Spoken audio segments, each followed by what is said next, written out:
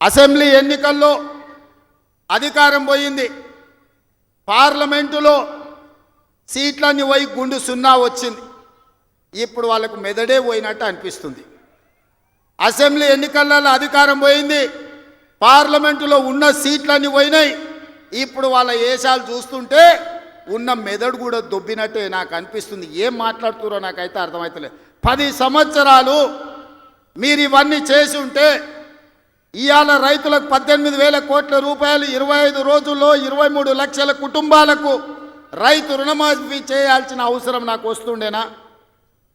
10 ఏళ్లలో నువ్వు 1,00,000 రూపాయలని 4 విడతలని మిత్తి కడతా అని అసలు మిత్తి కలిసి తడిసి మోపెడై రైతులు దేశంలోనే ఆత్మహత్యలలో 2వ స్థానం తెలంగాణ రాష్ట్రం వచ్చిన సంగతి చంద్రశేఖరరావు గారు మర్చిపోయినట్టున్నాడు. మహారాష్ట్ర మొదటి స్థానంలో ఉంటే ఈ 10 సంవత్సరాలు తెలంగాణ రాష్ట్రం రైతుల ఆత్మహత్యలలో 2వ స్థానాన్ని ఆక్రమించింది.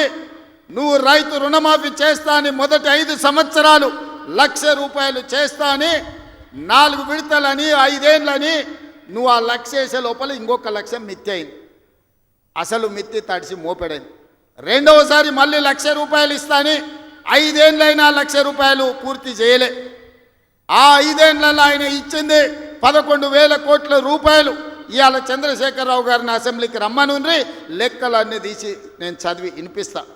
5 ఏళ్ళు అధికారంలో ఉన్న నువ్వు 11,000 కోట్ల రూపాయల రైతు రుణమాఫీకి 5 ఏళ్ళు తీసుకుంటే, ఇందిరమ్మ రాజ్యంలో కాంగ్రెస్ ప్రభుత్వం 25 రోజుల్లో 23 లక్షల కుటుంబాలకు దాదాపుగా 18,000 కోట్ల రూపాయల రైతు రుణమాఫీ చేసి 2 లక్షల వరకు ఉన్న రైతాంగానికి మేము రుణమాఫీ చేస్తే పెద్ద మనిషిగా అభినందించాల్సింది పోయి, ఒకవేళ మనిషి పెద్ద మనిషివైనా నీకు చిన్న బుద్ధి ఉంటే మౌనంగా నన్ను ఉంటావేమో అనుకున్నా.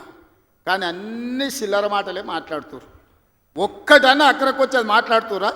ఎవడన్నా సంసారం చేసేటోడు మాటలు మాట్లాడుతురా? వాళ్ళు తండ్రి కొడుకు అల్లుడు వాళ్ళని చూడండి ఒక్కసారి వాళ్ళు ఏమేమి మాట్లాడుతురో చూడండి. 10 ఏళ్ళు ప్రభుత్వం నడిపినాడు, 10 నెలలు కాకముందే నువ్వు దిగిపో మేము కూర్చుంటామంటారు. 10 ఏళ్ళు కూర్చున్నారు కదా, ఏం ఎలుగబెట్టిర్రు? ఎలుగబెడితే ఏం ఎలుగబెట్టిర్రో చెప్పండి.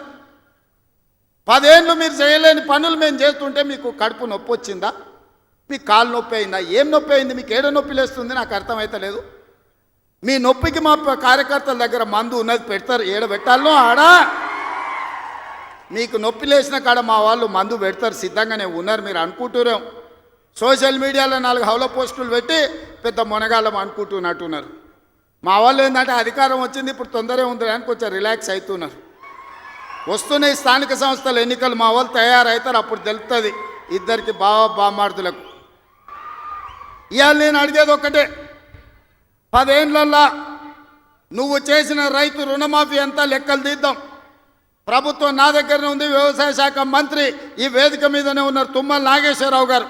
మొదటి 5 ఏళ్ళల్లో ఎంత విడత ఎంతమంది రైతులకు ఎంత రుణమాఫీ చేసినో లెక్కలు చెప్దాం. 2వ విడత 5 ఏళ్ళల్లో మళ్ళీ అధికారంలోకి వచ్చినాక ఎంతమంది రైతులకు ఎన్ని కోట్ల రూపాయలు ఇచ్చినో లెక్క తీద్దాం.